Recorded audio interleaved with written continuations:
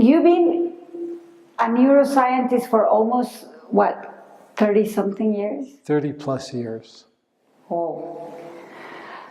It was very new discipline when you started, right? Yes, in fact, when I first started graduate school, there was no neuroscience.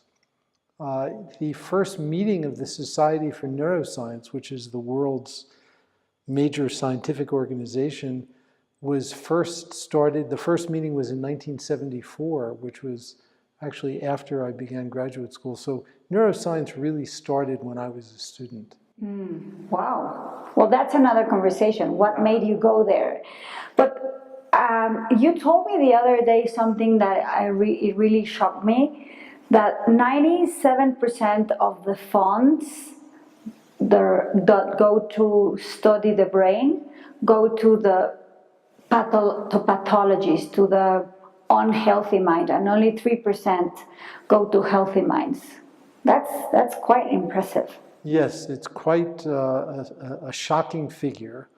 The major body that funds biomedical scientific research in the United States is the National Institutes of Health. And I joke around with my students and say that it really should be called the National Institutes of Disease, because it is focused almost exclusively on illness.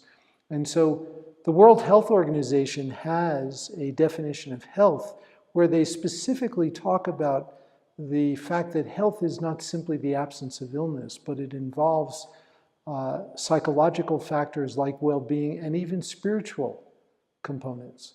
And so I think it's really important that there be a dedicated effort that is focused on health and healthy minds that is different from the focus on illness.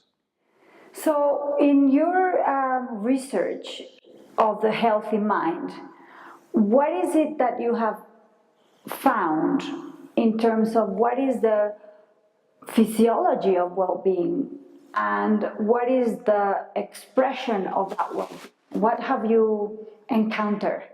Well, there's been an extensive corpus of neuroscientific research over the last 10 years in particular. And from that work, we've been able to identify 4 major underlying constituents of well-being that have been neuroscientifically validated. One of them is what we call resilience, but it's defined very specifically as the speed with which you recover from adversity, how quickly or how slowly you recover from adversity. Some people recover very slowly. So if they encounter an emotional challenge in their life, they are thrown off balance for quite some time, and it takes them a long time to settle down. Whereas other people can respond in the moment, but are able to return back to baseline very, very quickly. This difference turns out to be something that we can measure in specific brain circuits. And that measurement in these brain circuits predicts many different aspects of well-being. And so this is something really important. And the other thing that's important about this is that these are circuits that exhibit plasticity. So they can change in response to experience and also in response to training. So the second component of well-being is positive outlook. And that refers to the extent to which we look at the world in a more positive way, a more optimistic way. It refers to the idea that some people can see other people and see within them the seeds of well-being, see within them kindness and compassion at their core, even if they may not be behaving that way. And the ability to see another person in that way. Or in a situation. Or in a situation, and understand that while they may be acting in a way which is not necessarily the most helpful, that they're trying to do their best given what they know, because human beings are built to want to be happy and to avoid suffering. And so the ability to regard another person in that way is something that can promote well-being in oneself and also well-being in others. The third constituent of well-being, from a neuroscientific perspective, is attention. We don't normally think of attention as a component of well-being, but to paraphrase a recent study, a wandering mind is an unhappy mind. And there's a lot of evidence to suggest that people who have a more distracted attentional style and who are pulled by one thing and another and can't focus their attention report being much less happy and showing lower levels of well-being.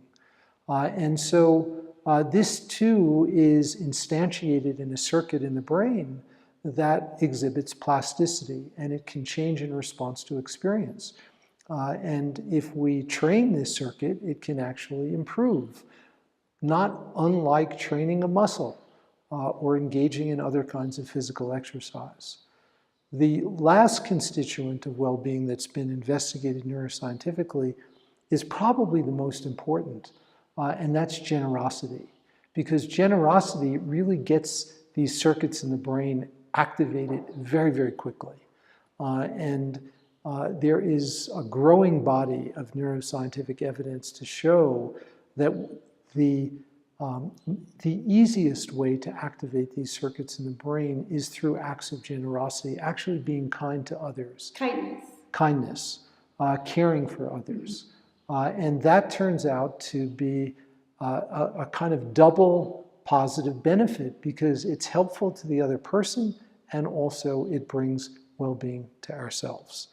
And each of these four constituents is based in a specific brain circuit that we've learned a lot about, and every one of these circuits shows plasticity.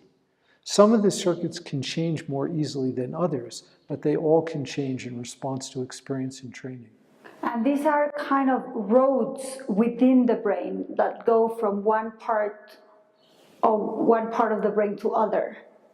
Yes, they are. They connect different parts of the brain. They are circuits, meaning that they include connections from one part of the brain to another. And the nature of those connections turns out to be extremely important. So it's not that kindness or generosity is located in any one place in the brain. It's distributed. And the connections between the areas that are important for kindness or generosity turn out to be extremely important.